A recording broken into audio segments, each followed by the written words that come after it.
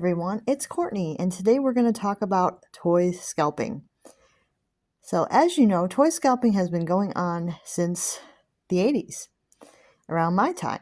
So, the main thing is that back in the 80s, they were doing toy scalping in the newspapers, which means that they were listing things in the paper saying that they had it and they wanted $100 for this toy that was like a $20 item. And that was going on in the 80s, and it would go on up until 1998 when eBay came out, and then all of the toy scalpers switched to eBay. And it hasn't stopped since then. It's been continually getting worse since the 80s. And it's very difficult to combat it because people keep paying these ridiculous prices for things. Everybody does it whether they want to or not. They're paying somebody some ridiculous price because they have to have something. But if you do your research, you can kind of like gauge whether this ridiculous price makes sense or not. I do advise people to basically do your research. How old is this item? If it's a recent release, you might be better off not doing the scalper price. Because you're more likely to find it at the store, possibly. If it's an older release, if it's a very old item, you might want to comparison shopping with other websites and other places to see if you're actually getting a decent price for the item.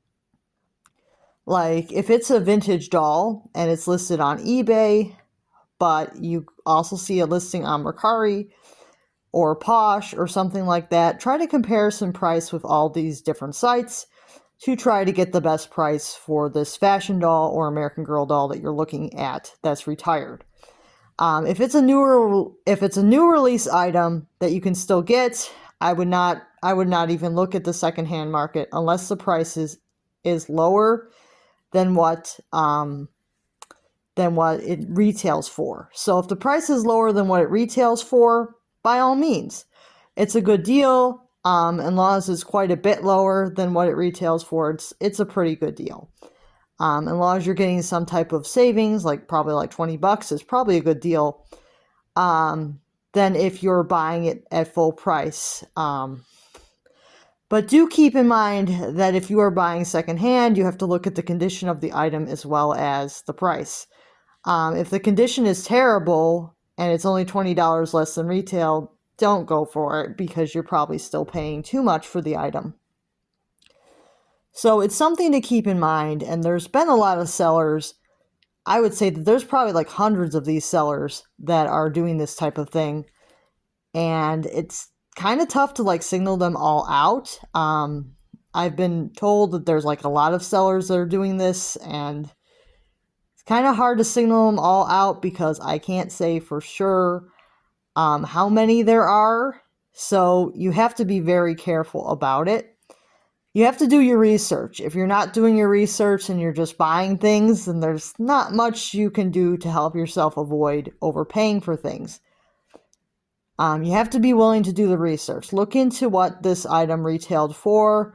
Look into how long it's been off the market. If it's an older item, how long has it been off the market? Are you likely to find it at a lower price than that? Look into sold listings, things like that. I know that I'm kind of like kicking a dead horse here because a lot of people are just not going to even bother. If they want something bad enough, they'll just pay it some ridiculous price for it.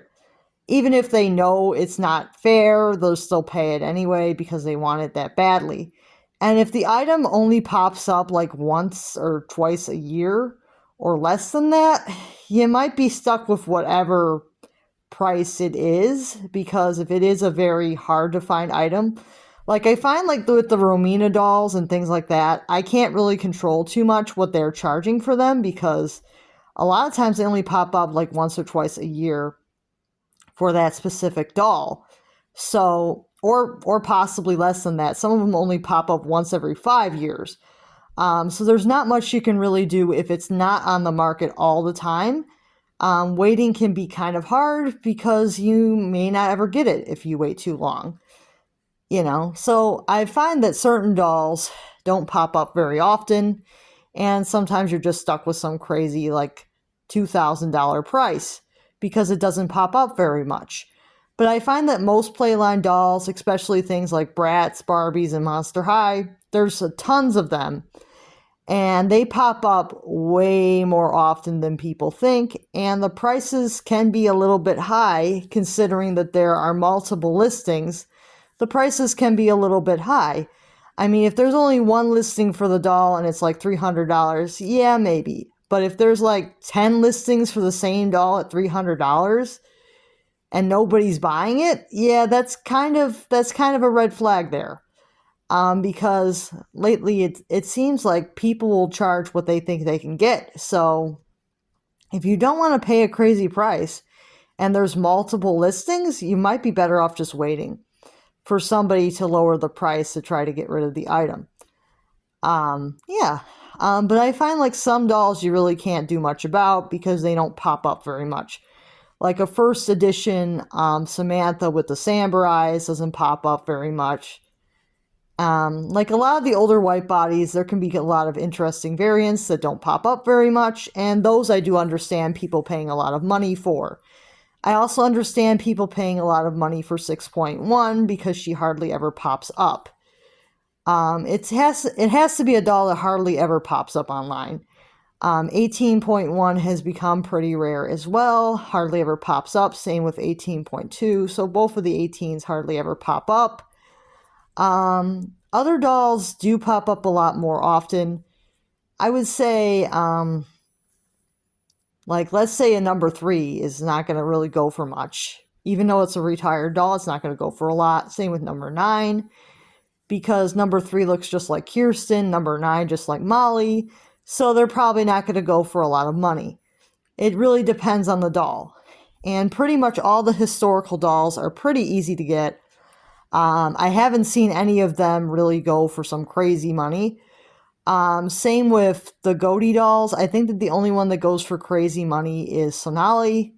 But she doesn't even go for 500 most of the time unless you're looking for new in box. So, yeah, a lot of the dolls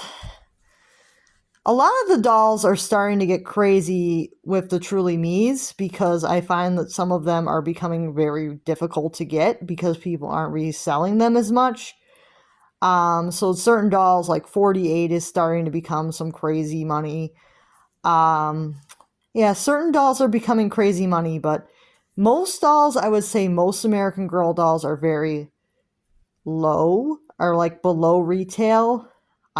Secondhand, unless they're a doll that's like crazy sought after, they're below retail for like almost all of them secondhand. So just be very careful about which one you're looking for and make sure it is an actual one that's like super hard to find or super sought after before you shell out like $1,000 for it. Because people can ask whatever they want for stuff, but that does not mean that it's actually going to sell. There's no law that you can't ask whatever you want for a doll, but there's no guarantee that somebody will pay it. So I will list like one of these sellers that I was warned about in this video, in the description, but I can't say for certain that there's not like 50 others doing the same thing. So, be cautious. Be cautious about who you're buying from because I find that it's very difficult to avoid scalpers right now. It's just becoming more and more difficult. And I'll see you guys soon. Bye now.